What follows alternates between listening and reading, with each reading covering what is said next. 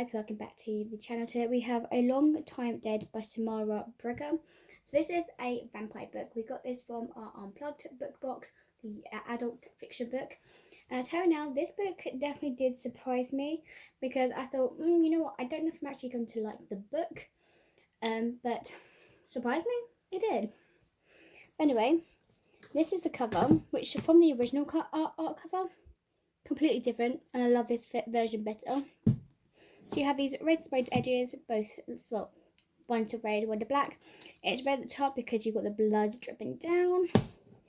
And obviously we have the whole synopsis here, which we'll read at the end. Then we have our hardback, which is like this, which I do like as well, really vampire as well. On both sides, so one's like a bit of blood and then like war blood. A lush Victorian romance drenched in blood and drama about two lengths two women will go to secure a love that cannot die. So obviously this book is signed by the author and also has a author letter in it as well. So, synopsis guys. Somewhere foggy in 1837. Poppy has always loved the night, which is why it wasn't too bothered of her to wake up one evening in an unfamiliar home far from London, weak and confused and plagued with a terrible thirst for blood, to learn that she could no longer step out into the day. And while vampirism presented several disadvantages, it's more than made up for those its more benefit: immortality, a body that can run at speed for hours without tiring, the thrill of becoming a predator, the things that pulls rabbits from bushes and tears them through their fur and flesh with the sharp point of a white fang. And of course, Rosin, the mysterious woman who has lived for centuries, who held Poppy through her painful transformation, and who, for some reason, is now teaching her how to adjust to her new, endless life. A tight, lonely, buttered-up woman with kindness and care pressed up to behind her teeth. The time they spent together is a transformation to Poppy as changes in her body, and soon she finds herself hopelessly, overwhelmingly attached. But Rosin has a secret of her own and can't make any promises, not when vengeance must be served. Soon their little world explodes. Together and apart, they encounter schools of vampires, shifty pirates, convents and opera singers, ancient nobles, glamorous French women, and a found family that throws a very particular sort of party, but overhead that loots, and one woman who is capable of destroying everything. Poppy and Rosin, oh dear. So yes, that kind of intrigued me because it did kind of give me like, Vampire Diaries vibes. Like they almost act like sisters. So this was a fun little vampire book of actually not so little, because I thought it was like close to 500 pages.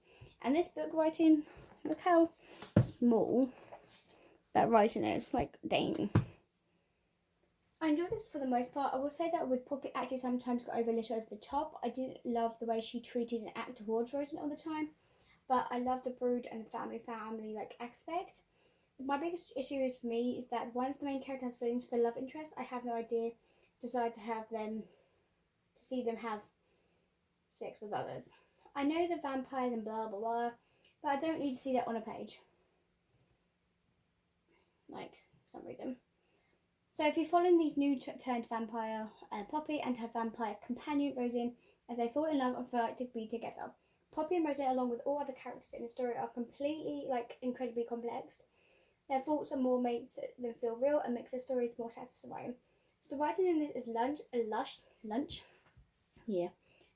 dense and absolutely stunning, like any good gothic story. The pace is slow and deliberate, which adds tension and really lets the seeker seek into this kind of,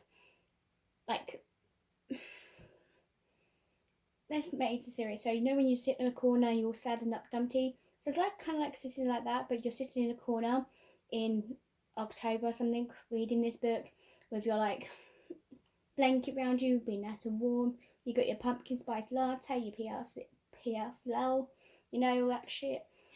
You're literally in the corner reading this book. That's how comfortable you're going to be reading, because where it's so slow and steady, and this did take me a couple of days to read, I will admit. Actually, it took me about a week, maybe more. So the atmosphere shifts between gloomy, opulent, and sometimes like just wood.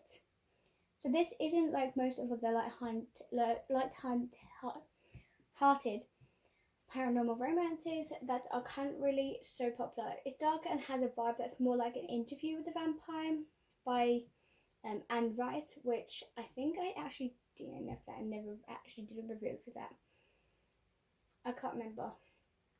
Rosen is a little bit like Lewis, entirely good, but self-love because of it. So I recommend this anyone who loves a gothic read, even if you're not typically a paranormal fan.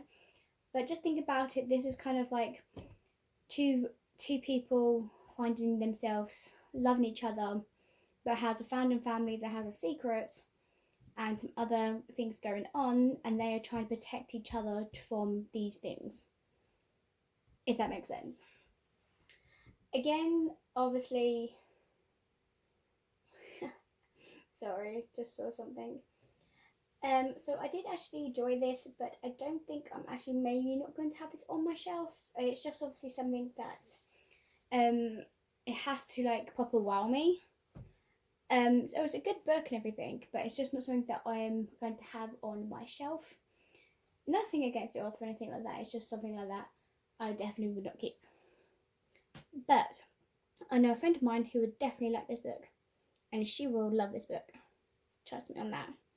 So I hope you guys enjoy, and I'll see you next time. Peace. Bye.